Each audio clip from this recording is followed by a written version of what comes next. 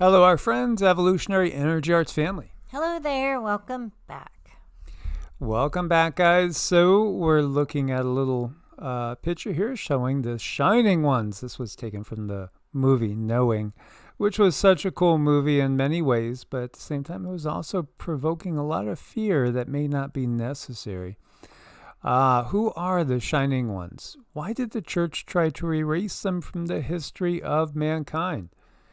Yeah, because they were our original teachers is the answer. Yeah, absolutely. It all depends on where we are in the cycle of the Yugas. When we're in the Golden Age, we have basically interaction with very, very benevolent beings.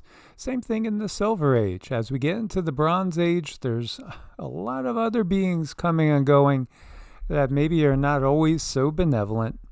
And then in the Dark Age, the Kali Yuga, really all we have direct contact with externally and around us are what we would call more demonic, or you could say negative entities, to use the wording of the law of one.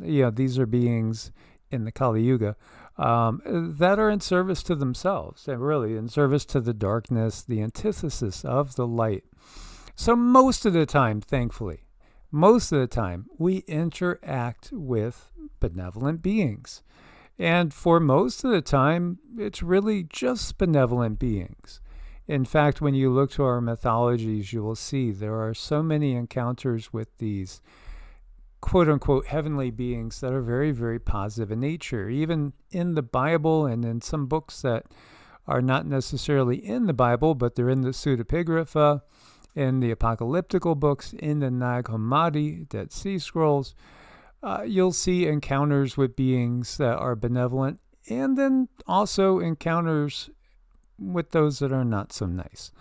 Yes, it really all depends on where we are. So now that we're out of the Dark Age and we have our feet in the Bronze Age, it's a mix. And that's the thing to realize. We'll go into more details on this and perhaps a live coming in about, Satan, the depiction of Satan with his horns. Again, we've talked about the reptilian aspect, and I do think the book of Job is talking clearly about reptilians having a debate with the Anunnaki, those we would call Anunnaki, and, kind of having a contentious argument over, how far you could push humans before they'll rebel.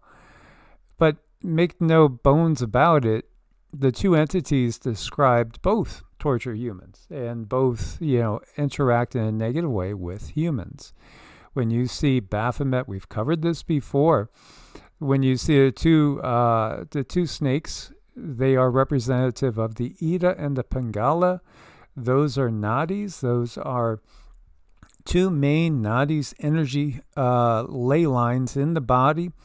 And in Baphomet, who is a kind of androgynous figure, it's really, truly, Baphomet represents so much of the control system, as the control system has done a lot of genetic experimentations over time.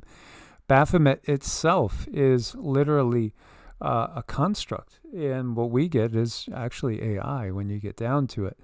The solar plexus chakra is where the two Ida and Pingala snakes stop. They represent the Kundalini energy too. So what this is representing is that the Kundalini energy is not fully activated. It's not going up into the upper chakras. It's stopping at the solar plexus, which is the I am center. It's the center of, our sense of self in the physical body. This center column is the Sushumna, and in reality it flows through, it goes up to the crown. It's part of the Taiji pole, what we call the Taiji pole in Qigong and in traditional Chinese medicine, which literally anchors us to the heavens and also to the earth, both. Father heaven in the sky, and Mother Earth below our feet. That's really an analogy you can utilize. So what Baphomet is showing is a cutoff. It's a cutoff. It's keeping us away from balance and equilibrium. It's keeping us away from those in the heavenly realms. You know, you have all sorts of depictions of Lucifer and Satan and these, dark, ugly things that we see here. And then you have misconceptions too. This is, I guess, a book from Riddick, Dawson, Enki and the Shining Ones. Enki is not a shining one. This is a very flesh and blood being, lower fourth density being. That is part of the control system that was established again here on planet Earth that led to the Dark Age.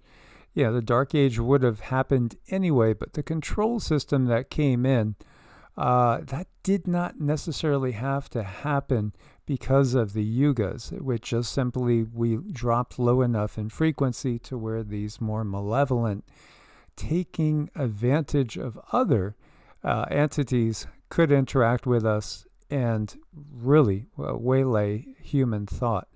And also cut us off from those we would call the ancient and shining ones. Because again, when we're looking at these beings like Enlil and Enki, they are not shining ones. They are not shining ones. And so much gets put into one big lump. Again, there's so many different books out there. And really my first introduction to Hinduism was from a more born-again type of author that was basically trying to say that all the entities talked about in the Hindu mythologies, they're all really demons and devils.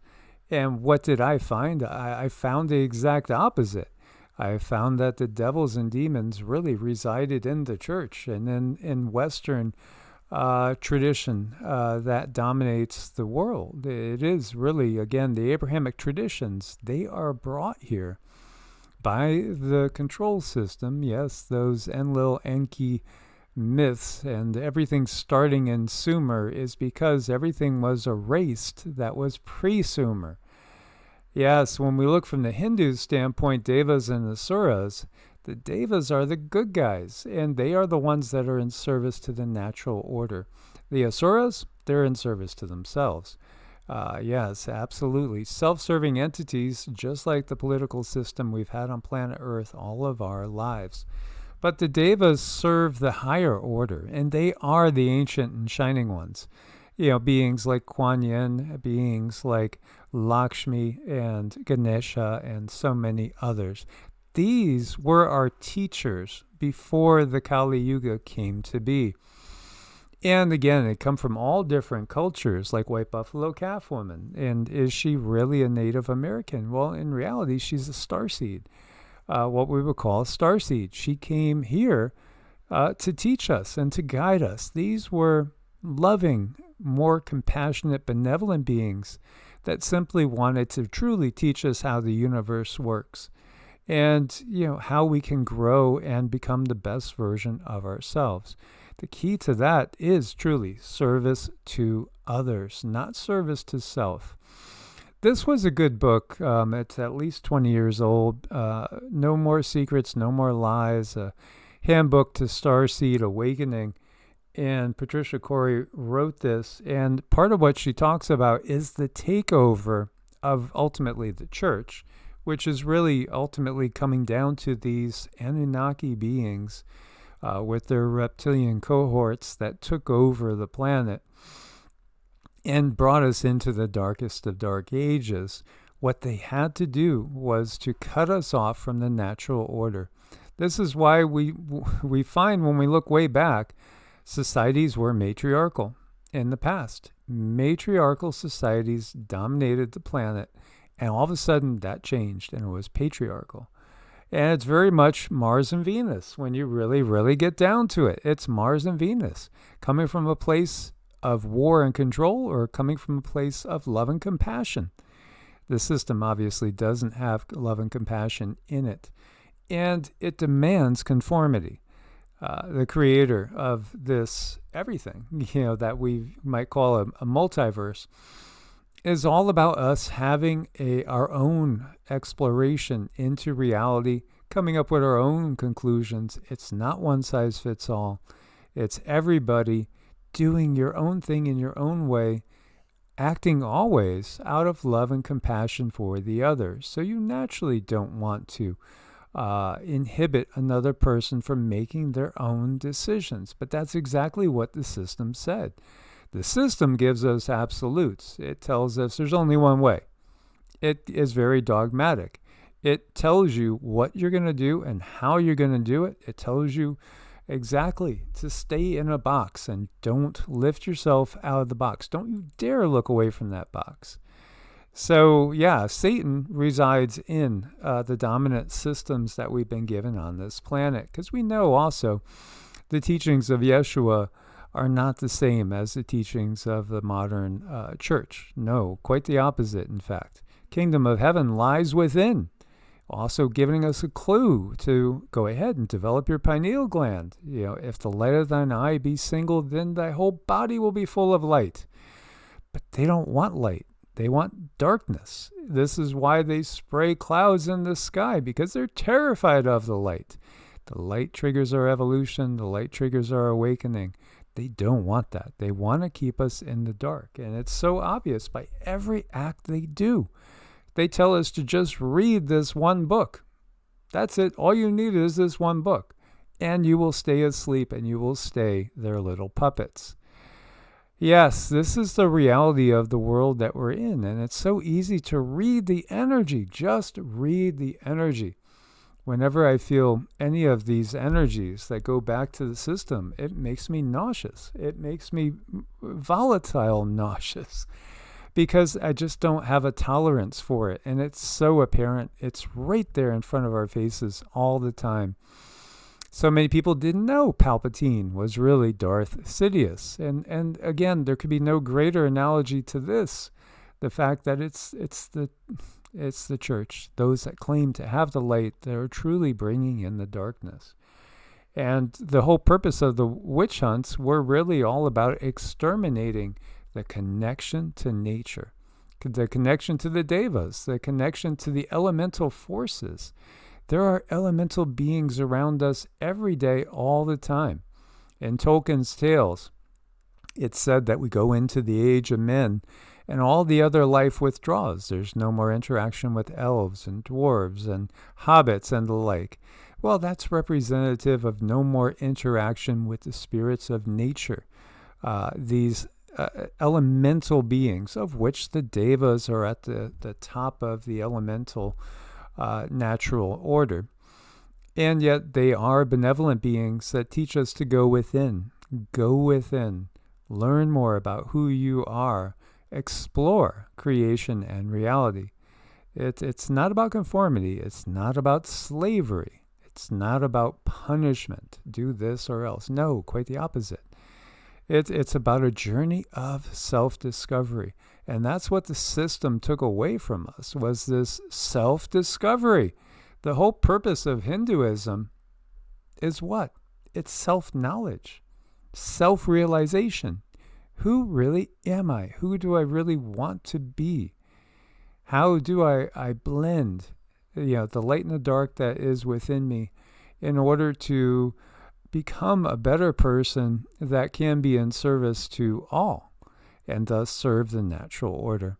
So when they took the word Deva and turned it into devil, they knew exactly what they were doing. When they got you afraid of every single spirit in nature, they knew it would make it harder for you to be healthy and balanced and to have interactions with beings on other densities. So you knew there was no true death. We just simply transition. Death is just a doorway to another reality, another experience. So, what I see, like with everything on the planet, there's good and bad in everything. And it's up to you what you want to choose out of that thing. A lot of religions do have really good things about them. I loved going to church. I loved the community aspect of it. So many people are so good that go to church. They're wonderful. They're supportive. They organize for people who might have had a house fire, might have been in a flood, we need these places. We don't necessarily need the control. So we have choice. That's where the beauty of choice steps in. And a lot of these beings, these are energies, but what we're speaking of is those energies embodied into an entity that we know and understand and how that behaves. All of that is swirling around inside of us, and we have choices on how we're going to utilize that energy.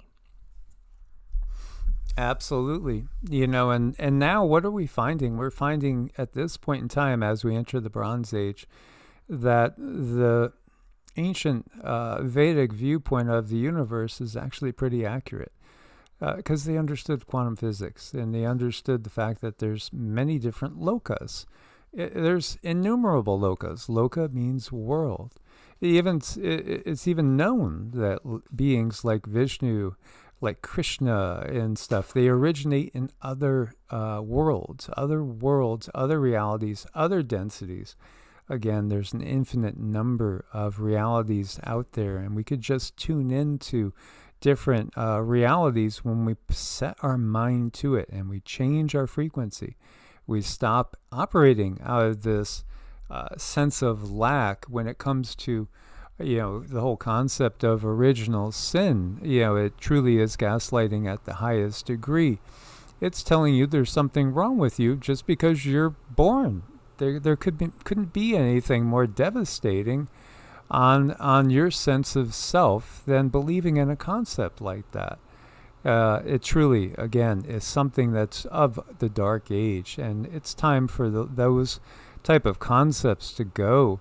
We are each a unique divine spark of source. We are each a unique fractal. That is the real original plan of source. It's, again, not about conformity. It's about exploration from your unique point of view. And again, the beings that we interact with, they do change over the yugas. So the only ones that we've been really exposed to in the Kali Yuga are the dark ones. And so those ancient shining ones, they are a memory of the past, of the original teachers. Again, beings like Krishna and others.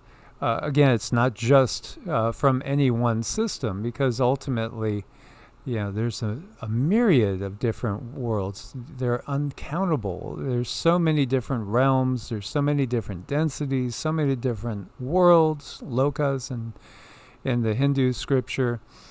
And it was basically just a controlling move to turn what was, again, when we're talking about daemon or deva, a more positive term. And Cindy had something that was talking about the fact that when we look at the original term daemon, it's not what a demon is in today's modern terms. No, I wanted to wrap it up with some bullet points about the beings that embody these energies that we've learned about in different types of scripture. So we have devas, meaning shining ones, beings of light. Their vibration is of harmony, cosmic order, higher consciousness, and their role is to maintain balance, uplift humanity, guide evolution, and their frequency is very high and radiant and of a solar nature. So they are the architects of life. They're like cosmic guardians. We have asuras. They're the anti-gods, beings of immense power. They're ambitious, intense, competitive, sometimes hostile. Their role, they're challengers of the devas. They represent shadow, ego, domination. Their frequency is fire, force, raw desire, war. And I just want to point out, they're kind of archonic, but they're also keeping the devas on their toes. So they are that challenge. So we can see that in our own lives. We all come against these challenges, and then it brings out whatever it's going to bring out. So they are very power-driven cosmic forces is what they are. They can carry rebellion, pride, ambition, their raw energy, unrestrained. And those are things that, if you are unbridled completely, 100%, that doesn't always turn out well. And then we have the demons versus devils. The devils, meaning the adversary, the great opposer, their corrupt deception, temptation. Their role is a primary antagonist to the divine order. Their frequency is very dense, lower realms, anti-light. We have demons and daemons, and I'm going to separate these two as well. So we have demons. They are destroyers. They are very difficult spirits to deal with. Their vibration is chaotic, predatory, fear-feeding. Their role is to exploit human weakness, create disorder. Their frequency is very low, very parasitic. Demons feed on chaos and pain, fragmentation, what conspiracy circles call loosh. Their energy is very, very real. We can feel it inside of us. It can get a hold of us when it comes to fear. We have to watch out for demons. I think that in many cases, these are thought forms. What we take as demons are actually thought forms, often created on purpose by groups and entities, these secret societies, to do just what we see them do, torment beings and create lower vibrational frequencies. They do. Now let's talk about daemons. Very, very different than demons. So comes from ancient Greek. They are not evil. The meaning is a guiding spirit or inner genius. Their vibe is neutral, benevolent. Inner genius. Focus on that inner genius. So where does your inspiration come from? This is what I was talking about earlier. It comes from your inner daemon, which is another way of, again, you could say it's part of the higher self. It's an aspect of the higher self or of a higher order. And their role is to inspire, whisper, guide, intuition, elevate thought. So their frequency is subtle in between the messenger realms. So you can see them as muses, inner voice, higher self speaking to you. Very, very important. But, note the name is very close to daemon and demon are very close together. And I think that's been hijacked, here and there. Very purposeful. So, and how do they connect in your style? What I really like about Vedic astrology is there's also demons and humans and devas in Vedic astrology in accordance to your chart and where your nakshatra sits. So that can give you an idea of what did your soul come down here to do. Interestingly enough, the demons in Vedic astrology in your chart came here to go against the grain. They came here to teach something else, but they are not all evil. They're not all bad. They're just here to show other people that there's another way. Yeah, and again, that's daemons with Daemons. So that's more the nature spirit side of things. So in Vedic astrology, it can be a little bit concerning because the names are so close together. But they really are here to uplift humanity, show that there is another way. Usually if someone comes out looking in their Vedic chart, showing that they're a demon or a daemon, and it shows that they are here to make a big change by bettering their self. And usually they're in a lot of emotional pain, but that has a purpose. That emotional pain is constantly making them be a better self. It's making them check on themselves. It's like, what is this pain doing to me? How can I make it better? And on your journey here on earth, when you are going through your healing efforts, people watch what you do and they get curious, and that's what moves the tide. But you can see the name can be very deceptive. Absolutely. Now, I want to introduce you guys to blueberry pancakes. That's its puppy's names, because you have to name them the last thing you ate, and we had blueberry pancakes this morning. It was really yummy, guys. Yeah, absolutely, with pecans and cardamom. It was very good. Yum. Absolutely. As always, guys, we look forward to your comments, your questions. Thank you so much, those that do share comments and questions and thoughts. It does absolutely help the algorithm, and it helps everybody learn and grow. And again, that's what we're here for, is learning and growing. As always, much love, source bless, and namaste. Namaste.